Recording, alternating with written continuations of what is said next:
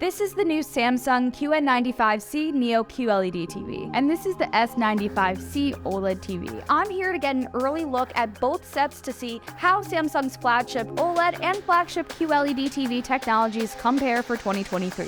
Let's go take a closer look.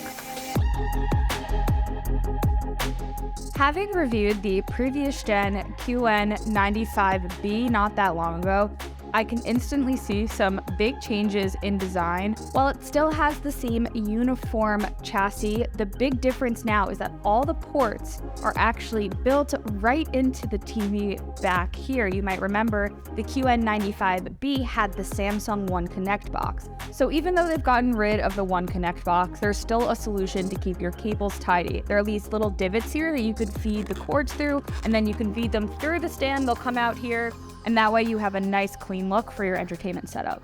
You're looking at a pretty big difference in terms of design for the S95C and QN95C.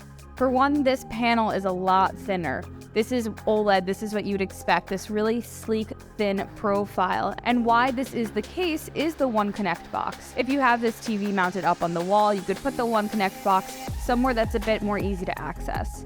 Right here, we're looking at the 65-inch configuration of the QN95C. That is a very popular configuration, but it does also go up to 75 and 85 inches with the same panel technology.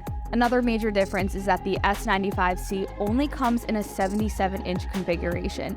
Samsung is keeping the previous gen S95B on the market in the 65 and 55-inch options, but if you want the latest OLED technology from Samsung, your option is the 77-inch configuration.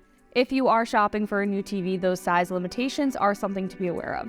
Samsung has doubled the number of local dimming zones in its flagship mini LED TV. And what that means is that in these high contrast scenes, the light shouldn't be spilling so much into the dark. That was a little bit of a nitpicky problem that I had with the last gen model. I have to say I do really see an improvement. Even here, you get these crisp lines. There's no question of the definition around the different shapes, again, in these high contrast scenes. And I'd be remiss if I didn't mention the fact that right now we're talking about this TV in a lit room with overhead fluorescent lights, and the picture in color is still holding up. Now, if I were to turn the lights off, the colors are going to pop a lot more. That's really the ideal setting for watching this TV.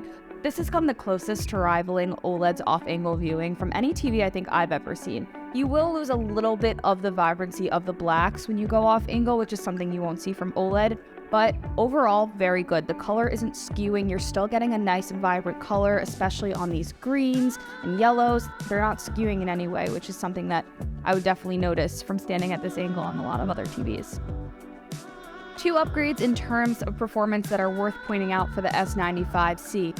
The first is a promised improvement to brightness. That was a bit lackluster last year. I am seeing a bit better brightness for sure, although this TV is still not truly made to be watched under these lights. If you want those perfect inky blacks, the OLED is the way to go over QLED. You're gonna get much more refinement in these darker spots.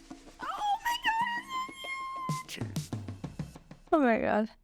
See, there is so much detail right here in the fur. So many different shades of black and gray. What you expect from OLED, of course, but glad to know that it's holding up here.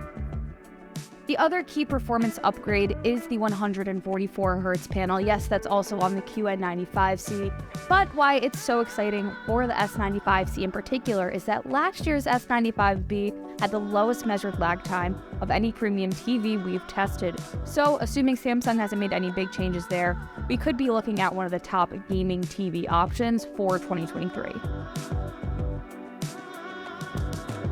In terms of sound, you're getting Samsung's object tracking sound technology, which basically uses speakers on different sides of the TV to help create the effect of following sound as it moves across the scene. But Samsung's taking it one step further with its Q Symphony feature. Now that's been around. That's when the speakers actually work with a sound bar to create a full soundscape. The upgraded version, Q Symphony 3.0, now uses neural networks to determine the layering of the sound between the soundbar and the TV, so you should get a more balanced soundscape overall. Like the QN95C, the S95C OLED TV is loaded with Samsung's premium audio technologies. That said, listening to the two TVs in the same space, the S95C is a bit more flat than the QN95C. I think that has to do with the size of the panels and how much speaker hardware can actually be fitted into a TV like this. If you're going to opt for this TV, I definitely recommend considering a soundbar to go with it, especially because it has Samsung's Q Symphony feature, although it doesn't have the Q Symphony 3.0 that has that advanced computing. That one is on the QN95C. In terms of smart features, QN95C, S95C, they're the same. Samsung's 2023 platform looks like this. There really weren't a lot of changes introduced this year, but you should get your whole array of apps. And the only change that I would like to point out is the remote. Same remote for the S95C and QN95C, but it's different than years past. It's a bit slimmer. It kind of reminds me of the Apple TV remote, but you still have some dedicated launchers, Netflix, Disney+, Prime Video, Samsung TV+. If you use these apps, it's obviously very convenient.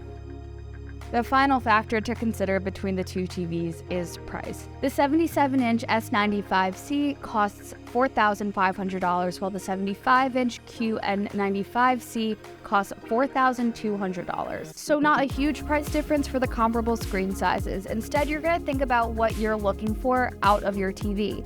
If you have that room with a lot of ambient lighting, you want more screen options, off-angle viewing, the QN95C is probably going to be the right choice for you. But if you care a lot about gaming and getting those deep blacks, watching in a movie room, Samsung's OLED technology is really upping its game.